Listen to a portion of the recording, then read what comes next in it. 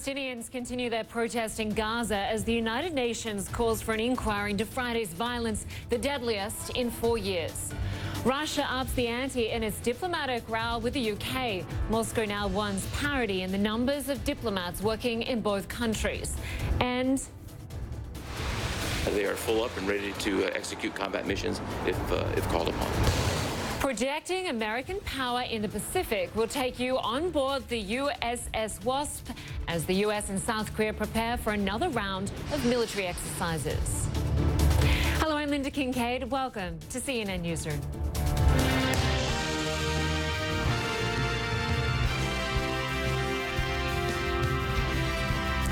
Right now, we're watching the situation along the Gaza-Israeli border a day after deadly clashes broke out between Israeli troops and Palestinians. The scene right now appears to be calm as the weeks-long March of Return protest gets underway. Palestinian officials say 17 people were killed, more than 1,400 injured on Friday. Israel says its border fence is being targeted and it blames Hamas for orchestrating the violence. The Palestinian ambassador to the UN has a different take. These peaceful demonstrators posed no threats whatsoever to Israel or its heavily armed soldiers. Yet, its trigger-happy soldiers used live ammunition, tear gas, and rubber bullets to shoot indiscriminately at those non-violent protesters who were demonstrating inside the Gaza Strip near their side of the well-fortified barrier that separates them from Israel. How could that be condoned? We are covering this story from every angle. Our international diplomatic editor, Nic Robertson, is in Jerusalem.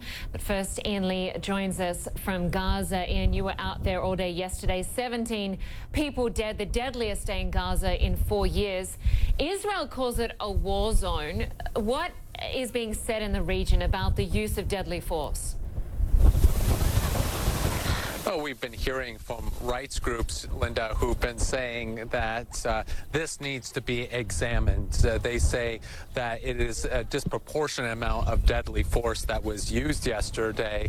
And these videos that we see coming out from both people here who've been protesting as well as the Israelis, I'm sure they're going to be heavily scrutinized. As for today, things have been a bit quieter. We're at one of these camps along the border. We've seen some tear gas. We've seen some tires lit on fire, but we haven't seen the level of violence that we saw yesterday. And we were going to show you some of it, and we must warn you that some of the images are graphic. The value of land in blood and tears. Earlier, Gazans moved toward the border. Israeli soldiers monitor from a dirt berm on the other side. First, they fire warnings, then tear gas. The Palestinians advance, some hurling rocks with slingshots. Then come Israeli bullets and the casualties. Throughout the course of the day, we've seen so many people injured that the ambulances have a tough time of keeping up. They drop the injured people off at the hospital, they get back, usually filled up, and they're off again. The death toll rises, more than 1,000 injured. Overwhelmed hospitals struggle to cope. Still, the tens of thousands rally around the Palestinian flag. They're demanding to return to their lands lost in the 1948 war, which is now in Israel. Hamas urged them to remain peaceful.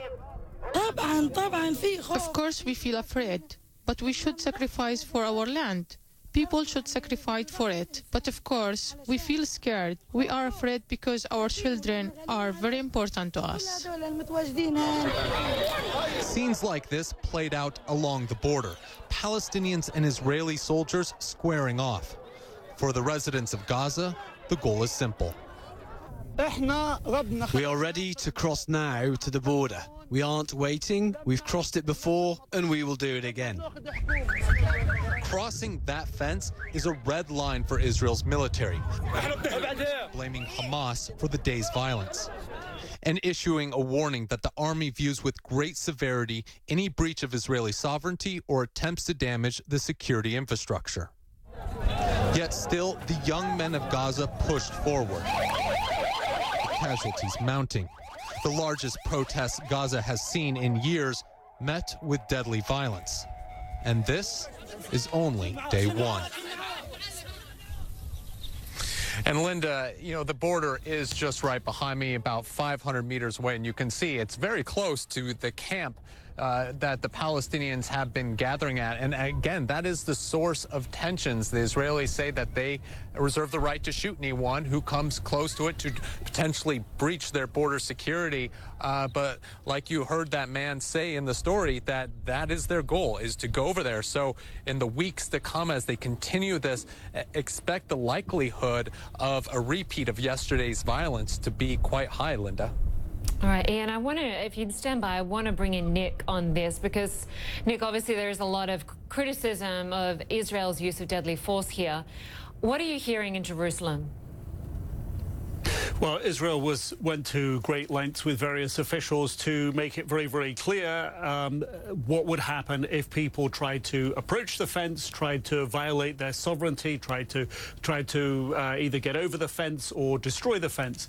And the Israeli army, the IDF, Israeli Defense Force, have released video where you can see people approaching the fence at night with guns, with what appear to be backpacks and then explosives after they've been explosions at the fence, after they've been fiddling around with the fence during daylight. There are pictures there's video of people setting fire to the fence, of lit tires being rolled towards the fence, and Israeli authorities say that a number of people have been throwing, you know, rocks and slingshots at them.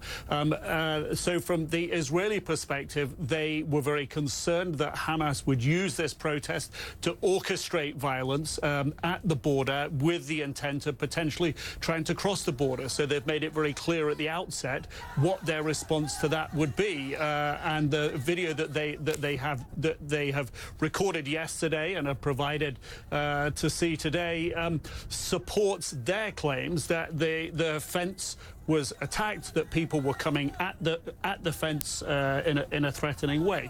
So the view from here is one not of huge surprise that the events transpired as they did. They say they're able to account for all the live rounds that they fired. They say that many of the people that were killed were known to them, that they were known to be either Hamas activists or members of the Hamas military forces themselves. Hamas themselves have released still pictures of some of those people who've been killed as being their own fighters. So, you know, what the Israelis are saying is that Hamas is, if you will, engineering this situation at the border.